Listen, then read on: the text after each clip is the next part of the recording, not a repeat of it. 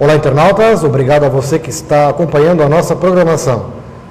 Estamos apresentando o programa Personalidades em Destaque, hoje com a presença do empresário e líder comunitário Horst Gitz. Ele está contando a sua história e falando de assuntos de interesse da comunidade. Lembramos que esta entrevista está sendo automaticamente gravada e será reprisada em diversas oportunidades de nossa programação. Também estará disponível de forma on demand, através do site da JMV TV, www.jmv.tv.br, ou através do YouTube. Acesse e recomende a seus amigos. No primeiro bloco, o Horst Gitz já estava fazendo um resumo de sua história, contando já passagens dos primeiros tempos de vida. Agora vamos continuar aí falando a respeito da sua trajetória. Horst, ainda falando daqueles tempos que você trabalhou com seu pai, na época a sua função era qual dentro da empresa, da família? Na realidade, nós fazíamos de tudo, né? Desde a parte financeira da empresa, emissão de notas fiscais, custos, cobranças, e ao mesmo tempo auxiliava na produção interna dentro da empresa, né? E pelo fato dela ser uma empresa pequena, não havia assim um trabalho específico, né? Então o serviço que vinha nós tínhamos que abraçar e ajudar sempre a progredir, né? Esse que era a razão principal, a gente sempre sonhava mais alto, né? Então eu fiz a faculdade aqui, por exemplo, em Blumenau. Eu tenho meu irmão mais velho que foi estudar em São Leopoldo, na Unicinos, e mais tarde ele se transferiu para Joinville, na Universidade aqui de Joinville, e meus outros dois irmãos, eles se formaram em processamento de dados aqui pela FURB também, e fui eu que acompanhou meu pai dentro da empresa, né, até que em 87 eu me retirei e fui administrar a minha empresa aí, que eu já havia iniciado em 1985. Mas durante esse tempo foram vários produtos que nós fabricamos, inclusive iniciamos uma indústria de prendedores de roupa, inclusive na qual contava com a colaboração dos seus dois irmãos aí, o Álvaro e o Valmir, que trabalharam comigo lá naquela fábrica. Foi bons momentos, boas recordações, pessoas excelentes. E acabamos vendendo depois essa fábrica aí de prendedores de roupa, e mais tarde então iniciamos a produção de redutores, tá? Que hoje é o carro-chefe da Inarmeg, onde ela se encontra atualmente, que ela se transferiu também da Rua Chile, ao lado da casa do meu pai, e funciona hoje no bairro industrial, no distrito industrial. Muito bem. Horst, como é que aí já vamos entrar, nós temos alguns assuntos para falar ainda também do seu período de estudante, né? Sim. Acho que vamos até entrar nesse assunto primeiro. Em relação à FURB, em que época que você estudou na FURB? Na FURB eu iniciei meus estudos em 1979, por aí, e me formei em 1983, né? Que lembranças tem daquela época, assim, de universidade? Como é que era? Eram boas lembranças, né? E hoje, por exemplo, nós tínhamos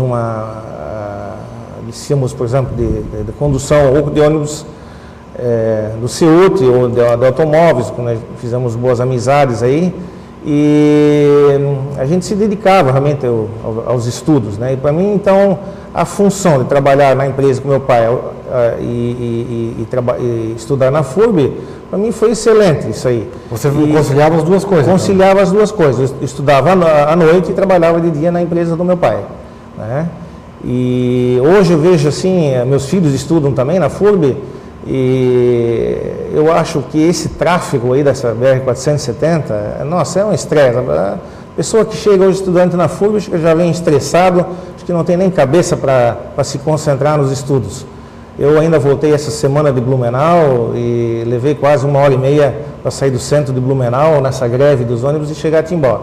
Então, na nossa época era diferente, era muito mais tranquilo. Em 40 minutos máximo você saía de Timbó, aqui do centro da antiga rodoviária, e estava lá de frente à FURB em Blumenau, né? Então foram bons tempos, assim, que trazem boas recordações. Horst, em relação a, ainda falando sobre a Inarmeg, na época que seu pai deixou a Metisa e montou seu negócio próprio, isso foi praticamente naquele período do milagre brasileiro, né?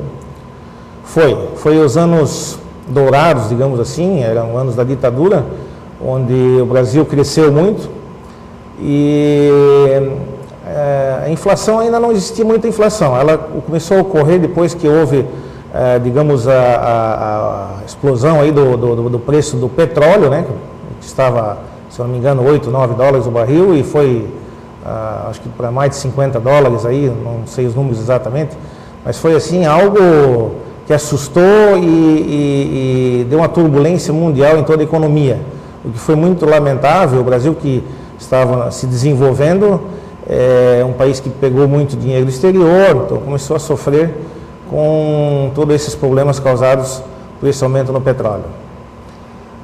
E você tem recordações daquela época posterior, quando começou a inflação, a empresa enfrentou dificuldades naquele período? Ah, sim, nós passamos por vários períodos, inflações chegava a 80% ao mês, era um verdadeiro absurdo. Você comprava uma mercadoria num dia, no dia seguinte já aumentou 5%, 10%, então era uma loucura. Hoje realmente é coisa bem mais tranquila e tomara a Deus que esse dragão aí da inflação não volte, né? Apesar de que os números hoje da economia são bastante temerosos se analisar, né? A gente pode entrar nesse assunto um pouco mais tarde aí, mas realmente as coisas antigamente eram um pouco mais fáceis. Muito bem. Nós também, ainda só entrando na questão de empresarial, você daí, a partir de 1985, pensou então em montar um negócio próprio. Como é que surgiu essa ideia? Evandro, foi assim, eu casei em 20 de abril de 85 com a Cláudia, né, minha esposa, e aí eu propus a ela, a gente tinha um pequeno capital que daria para comprar um terreno e construir ali uma casa, né, iniciar uma vida. Ela era bancária, trabalhava no BESC e eu trabalhava na Inarmeg aí com meu pai. E eu propus a ela, então, a gente iniciar um negócio próprio, sempre que foi assim a minha intuição, o meu desejo, porque eu com meu pai, eu queria fazer algo em série sempre. E ele não, ele gostava muito de inventar, de modificar, era um hobby, um prazer dele. E então eu propus a gente iniciar uma pequena confecção e fomos atrás de know-how e tudo mais, e ela aceitou, ainda bem, né? E então, dia 1º de outubro de 1985, estava registrada a Estilos Confecções Limitada, né, que foi a primeira razão social, e ali para frente iniciamos então a nossa trajetória. Inicialmente começamos nos fundos da nossa residência, morávamos ali numa casa de aluguel na Rua Venezuela, e os artigos, a gente sempre se pautou em produzir artigos de qualidade. Até hoje nós temos essa filosofia, o carro-chefe da empresa é qualidade. Então, a partir de 86, já com alguns representantes, houve assim, iniciou-se o plano do cruzado, né? E aquele congelamento de preços. Então foi um ano assim, para nós, muito promissor, que vendemos bastante. Só que infelizmente durou apenas um ano e no ano seguinte já voltou aquela inflação, aquele dragão novamente. E assim a gente foi continuando e já em 88 veio o novo plano Bresser, depois já veio o plano Verão, plano Collor, e aí no final depois veio o URV e finalmente o plano Real, que trouxe estabilidade à moeda até hoje, né? Então, hoje realmente há uma tranquilidade nesse sentido. Para quem viveu todas essas transições que foram muito difíceis, eu acho que você também aqui com o seu jornal passou por esse período, e nós então tivemos esse crescimento. Em 87 nós nos transferimos aí para uma residência da família na Rua Germano Brandes. Depois alugamos de frente a essa residência as antigas instalações da Tiputil, que ficava ali na Germano Brandes. E mais tarde, em 91, nos transferimos para um galpão na Rua Palmeiranos, onde era o antigo depósito da Brahma, uma área muito grande. E iniciamos ali em 1981 exportações, inicialmente para a Alemanha, onde eu comentei no primeiro bloco que o alemão me ajudou, e realmente ajudou, porque eu negociava com os compradores alemães em alemão, né? Então o nome era alemão, a origem alemã, falava com eles em alemão, que não me facilitou muito, digamos assim, conquistar esse mercado. E foi um crescimento muito rápido, e em 94 nós nos transferimos para a sede atual, na Rua Fritz Lorenz. Inicialmente lá nós tínhamos construído 2 galpões, de 2.000 metros no caso, e hoje, depois fizemos já vários anexos, hoje nós temos uma área construída aí de 5.400 metros quadrados.